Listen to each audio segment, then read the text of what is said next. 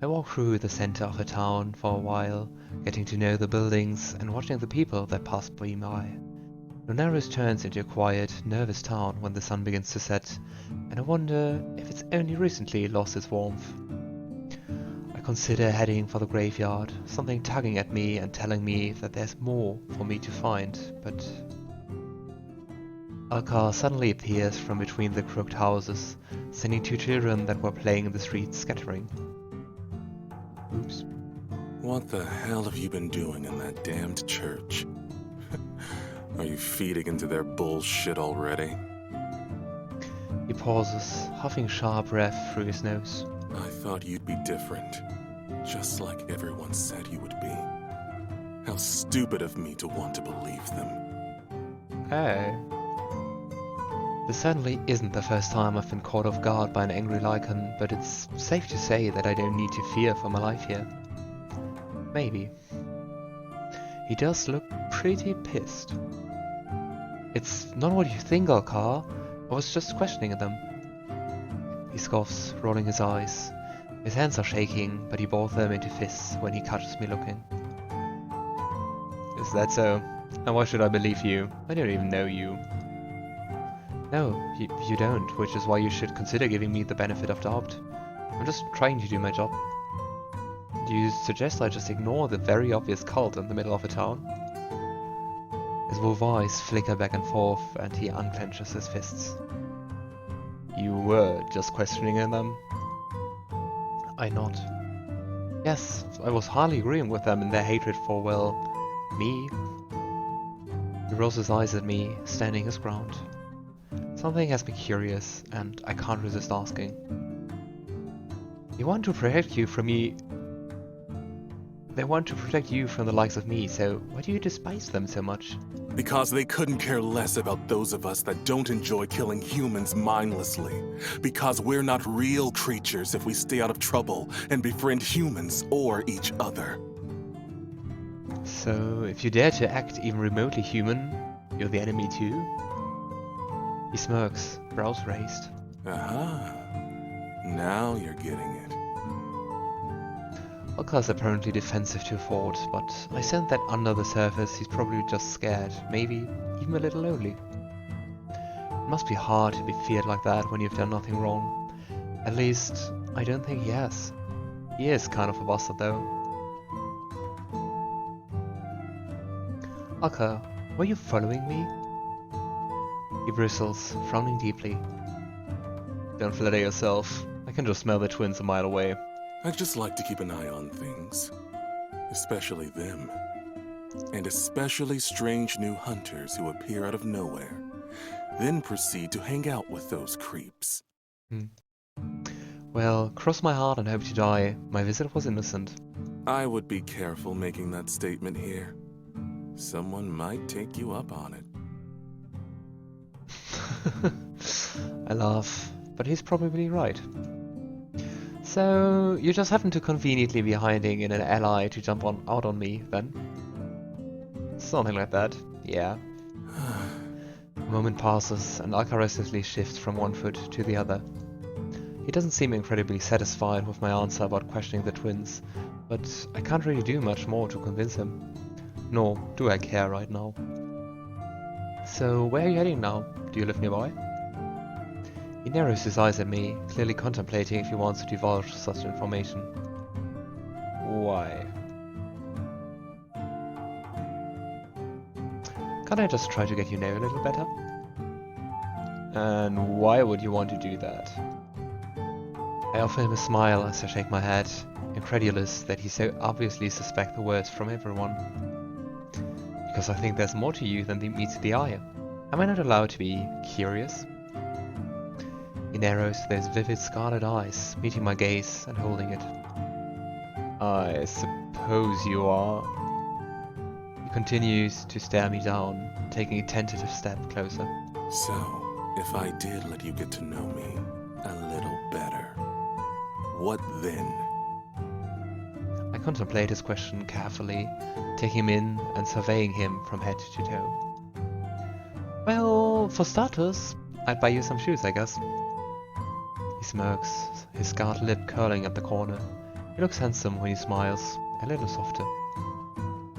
How thoughtful of you, but you wouldn't be the first to try. No? He shakes his head, wiggling his bare toes against the cobblestones. I run faster without them. And who exactly are you running from? If I told you, I'd have to kill you.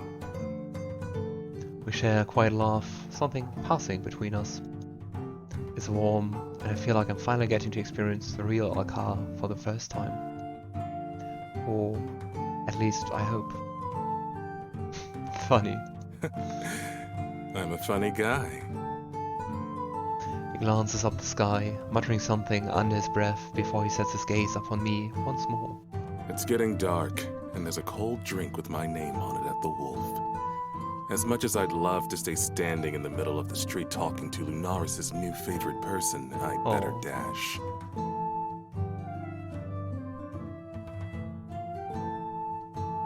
He turns as if he's about to leave, but he pauses, pointing at the airbag. The building looms over the town, and it appears even more unsettling now I know who resides there.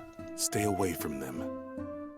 You might think you're safe because they're human, but words can do just as much harm as knives or claws in this town.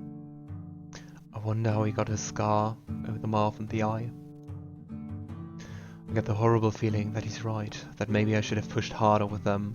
I should be asking him about the murders too, but Harry told me to trust my instincts, and right now, something's pulling me toward the graveyard, not toward this scrappy, sarcastic wolf. I'd be careful. See to it that you are, Hunter. The town might fucking implode if it has to deal with much more. He makes a dismissive noise, scowling at me, but he's unable to mask his obvious worry for my well-being. Not that I care. Anyway, I see you around.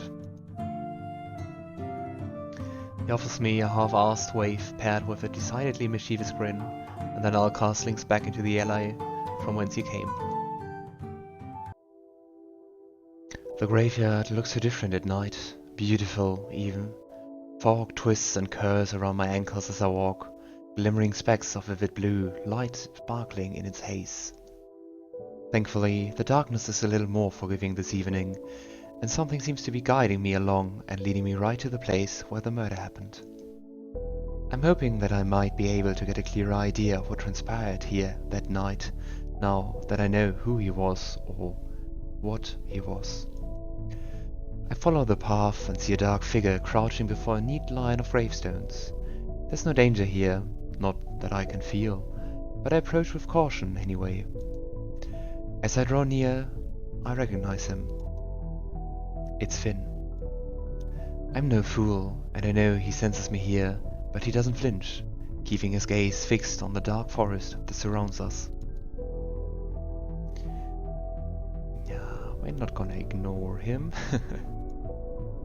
I clear my throat, quirking my brow as he stands and turns to face me, effortlessly grateful. There are no walls for you to pin me against out here. How will you cope? His golden eyes shine in the darkness, and he offers me a sheepish glance. When good people are getting brutally murdered, my instincts tend to get the better of me. But I apologize again. I'll do anything you require for you to feel comfortable around me. Oh, look, he looks so cute. No mind reading? He shakes his head quickly. No mind reading, unless you ask, of course. Or unless you have any particularly loud thoughts. Then I'm afraid there's not much I can do to help it. What exactly are loud thoughts? A smirk hooks through the corner of his mouth, and he offers me his iron hand, switching to his flesh one when I throw him a curious look. Ah, both are just as cold as the other, unfortunately. Truce. I shrug heartedly and shiver as his cold skin meets my warm, his handshake firm. Truce. I really need to have a look around. I sense something near when the body was found the night after I arrived. He pauses, looking as though he's trying to decide if he should say what he's thinking. There's definitely a strange energy here. Stranger than usual, anyway. But I can help you, if you wish. Aw. I mean, if you wanted an immortal opinion. How exactly can you help me? He halves a quiet laugh and folds his arms across his chest. Would an excellent sense of smell and the ability to see things your human eyes cannot be of use? I feign disinterest. I play for a roll of my eyes as he waits for my response. I suppose I shouldn't dismiss any help, but how do I know that you're not the thing committing these horrible crimes? I've been told to trust no one more times than I can count. So, tell me, Finn, why should I trust you? He offers me a wry smile, but sadness lingers in his gaze. Freedom. Freedom? He nods again, taking another deep, unnecessary breath. I've been trying to become a better man since the day I died. My sire was a cruel man, a tyrant. Being around that for centuries does something to you. Where's your sire now?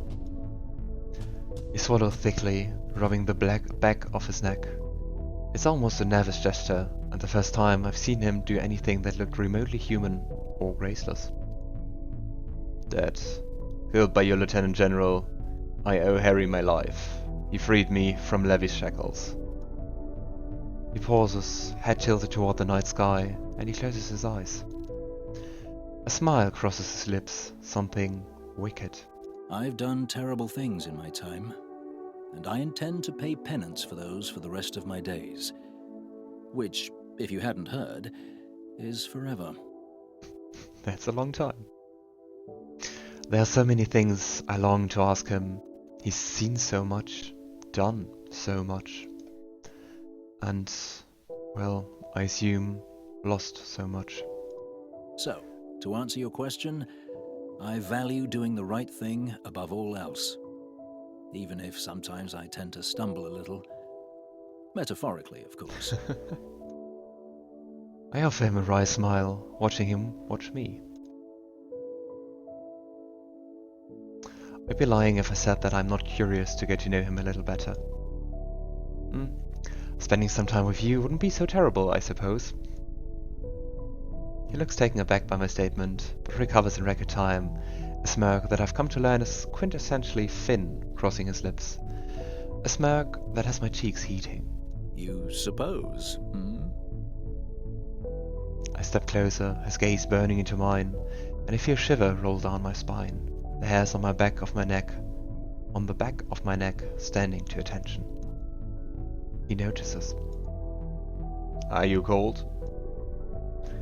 He's teasing me, so I decide to play along. Freezing. Oh boy. That voice. And well, that window. He makes a quiet little noise, one I think I could become quite fond of hearing. Unfortunately, I can't warm you up. I am quite dead, you know. I raise my brow at him, unable to stop the smile that spreads across my lips. Really? I didn't notice.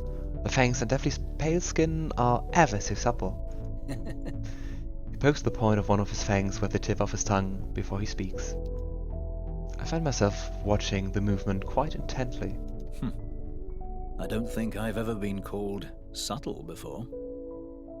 Well, there's a first time for everything. He narrows his gaze, apparently contemplating his next sentence quite carefully. You're different, aren't you? I like different. I clear my throat, snapping myself out of this little daze I appear to have lulled myself into. We should... He smiles, wider this time. He's handsome, bathed in the moonlight, even more so than in the artificial light of the shop. It's distracting. Especially his clothes. He's apparently quite distracted himself, and he clears his throat before he next speaks. Yes, we should. I brush past him, a little closer than necessary, and another shiver overtakes me as I feel his cold skin against my own. I head for the crime scene, hyper aware of him following close behind, knowing his gaze is burning into me. We stopped at the charred patch of grass, then bending to pick up one of the bloody shards of the shattered gravestone. He brings it to his nose and glances at me before he gives it a sniff. He's apparently quite repulsed by whatever scent he's picked up, and he hands me the stone, wiping his hands off on his trousers. I suggest you keep that. That's not something I've experienced before, and I've smelled a lot of different things in my time. It seems off. If it's from a creature, it's certainly not one I've come across in my 600 years. That's odd. Would have expected him to know more about it. I throw him an accusatory glance before I turn my attention back to what he's handed me. Put it in my pocket for safekeeping. You can't pick up anything at all? So that means it isn't the victim's blood. He shakes his head. Definitely not his. Well, here goes nothing. I do exactly as I did last time, closing my eyes and concentrating, pouring all of my energy into seeking out that lingering memory. It's just as I remember, painful, loud, and I almost can't bear it as a deep, scared voice echoes in my mind. Leave while you still can. I feel a force pushing at me, but it's weak and nothing I can't handle, so I fight it and hold my ground. It's not hostile, but panicked. It's trying to tell me to get out, to run. That just makes me want to stay all the more. I hear Finn saying my name, but it's distant, almost as if I'm underwater. I want to help. Tell me how. Who did this to you? No help, just death. You can't stop them. I tried. I failed. The voice quickly disappears, and all I'm left with are more questions. I open my eyes to find Finn crouched before me, his eyes wide, concern etched on his handsome face. Are you okay? What was that? I wasn't listening, I swear it, but I couldn't block it out. He was just so loud. Oh, interesting. I exhale sharply, shaking my head and taking his hand as he offers it to help me stand. I fall against him, and he catches me with fluid grace. It was the hunter. It must have been. What did you hear? He pauses, frowning and tightening his grip on me. Nothing coherent, just noise, but it was intense. That's never happened before. What do you mean?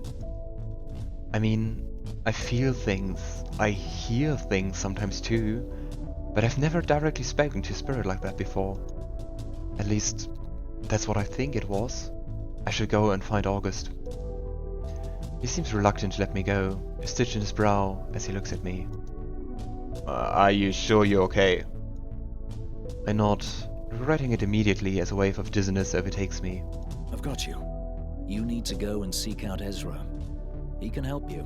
Trust me. He's good with weird shit like this. I contemplate heading back to see August, but I suspect they wouldn't appreciate me disturbing them at this hour with little more than a ghost story.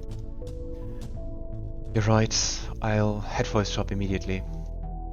Finn nods, still watching me and holding me close. Aww.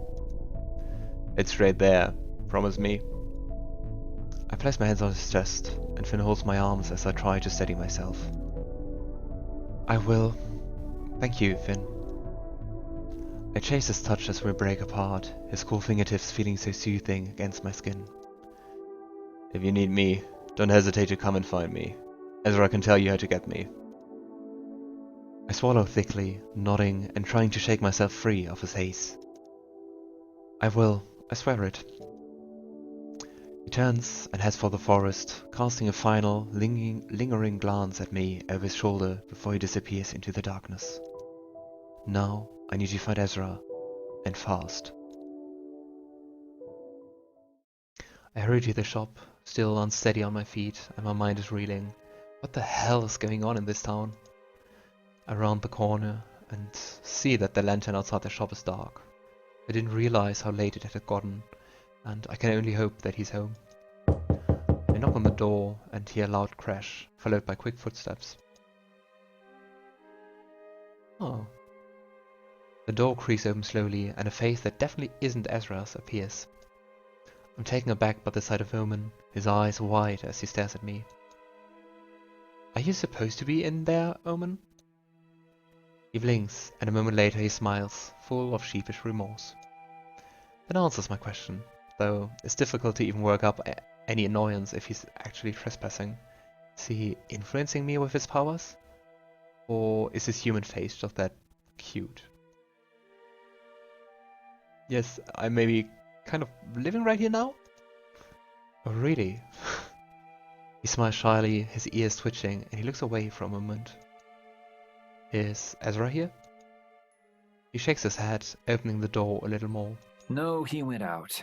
He said he wouldn't be long, but I don't know when he'll be back. His eyes widen a little more, as if he's remembered something. Sorry, would you like to come in? I contemplate rushing off to continue my search for Ezra, but it would be stupid to miss a chance to find out a little more about this curious demon. I'd love to, but just for a moment. There's a neat little pile of cushions arranged on the rug in the middle of the shop, and a handful of empty wrappers that I can only assume were once filled with treats. Omen rushes to pick them up and scrunches them into a ball as if he's trying to get rid of the evidence. His tail sways mindlessly as he sticks them in a small bin hidden behind the counter. He seems oddly at home here, so I assume he's telling the truth about staying here often. You look exhausted. Have you been busy today? I laugh quietly, rubbing my temple, my head continuing to thrum. Very busy, yes. He nods, picking up lightly glowing blue crystal that sits on one of the displays. He fiddles with it nervously. Can I ask you a few questions? I suppose, yes. I might not be able to answer much, though. Why? He grimaces. I try to stay out of things around here. The humans don't like me very much. Because you're a demon? His mouth twists into something that looks like it's trying and very much failing to be a smile. Something like that. Suppose that's fair. It's not every day you see a demon like him walking down the street, and even these days. He's well glamoured, but he's still quite obviously inhuman. In a town like this, especially one so small, I imagine he's quite an unnerving presence. And that isn't even taking into consideration what the murders and unanswered mysteries might have done to the townfolk's nerves. Do you know much about the recent murders? Omen passively looks out of the window, a sad look crossing his face. I know that the humans are upset, and that the ones who were killed were hunters. Ezra is tired all the time, and Finn visits him less. Alkar is distant. He sighs, not forming between his brows. Everything is so different lately. I don't like it. His eyes lights up as he turns to look at me. But now you're here. A solution. A fresh start. Eventually, Omen shrugs. The wind changes, perhaps toward the shore this time. And he smiles at me, full of optimism and faith. His trust is almost sweet, but I can't in good conscience lie to him. I hope so, Omen, but it might take me a little while. Right. Yes, I can understand that. I don't know much about you. Where are you from? And how long have you been here in Lunaris? His eyes widen, his pupils dilating, and I see the slightest hint of crimson flickering in his chestnut brown. I've been here about 2 years. Time passes differently here for me, so it's hard to know for sure. You'd have to ask Ezra, he'd know. I don't admit the way he so tactfully ignored my question about his origins, but I decide not to press him if he's giving me something. Yet. How did you meet Ezra? He lights up at that question. I met him the day I arrived in Lunaris. He was the first person I saw, and he took me in without question when I was in need of shelter. Ezra is very kind, isn't he? He nods enthusiastically. He's quite wonderful. Everyone thinks so. Well? He fidgets, dropping his gaze to his hands, fingers toying with the blue crystal again. The General August. They didn't like him very much, and that makes Ezra sad. Do you know why? He shakes his head, biting his lip. No, I didn't want to ask, but Finn said they've known each other for a very long time. Ezra has been very, very kind to me. I don't want to pry, not about things that might hurt to say or to hear. I nod slowly. It's hard to argue with that, I suppose. He fidgets where he stands, his eyes flickering to the curtain that hides Ezra's living area. Can I show you something? Of course you can. One moment. He dashes through the curtain that separates the front of the shop with the back, reappearing within seconds clutching a weathered notebook. Here, I keep notes on things I find interesting, mostly humans, but also Finn, Alkar, Ezra. He trails off, looking wistful. I thought maybe this could help you. If you need to know stuff about certain people, I might have something here. You said you write down about things that you find interesting. That's right. Anything that intrigues me, I guess. Sometimes things I don't understand, so I can ask someone later. Human things, mostly. I smile, enamored. He's so wonderfully curious. It's a nice break from the doom and gloom that the others I've spoken to have been emanating. Is there anything about me in there? He stutters, holding the book a little tighter. Maybe? I raise an eyebrow at him, and he shyly drops his gaze. Yes. Yes, there is. My smile grows expansionally, and Omen smiles in return. The color in his cheeks is almost matching his shirt. What did you write about me? His tail sways back and forth enthusiastically, curling around his leg. You're really putting me on the spot, huh? As long as it's nice, I don't mind. I offer him a wink. Oh, it's very nice. Trust me. I sigh dramatically, watching him watch me. I have a feeling there'll be more notes in his book this evening. Well, I guess I'll have to trust you if you're not going to show me. Never say never, Ethan. I feel a sudden twang of pain in my temple again. The sensation is unpleasant, and it burns. Ethan, are you okay? Omen rushes to my side, the notebook forgotten upon the counter. He reaches for me, but he's hesitant. I can feel an impossible warmth radiating off his palm, but he withdraws his hand before he touches me. I'm fine, I really need to find Ezra. Do you have any idea where he could be? I don't know for sure, but he usually goes to the market or the tavern. Maybe even the catacombs. The catacombs? He nods, leaning closer. Yes, that's where the vampires are.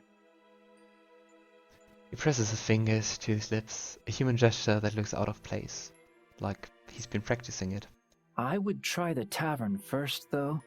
He did mention he needed a drink. He likes to drink a lot of wine after a busy day. Thank you so much, Omen. I'd better hurry. I bid him a quick farewell and head back out into the darkness.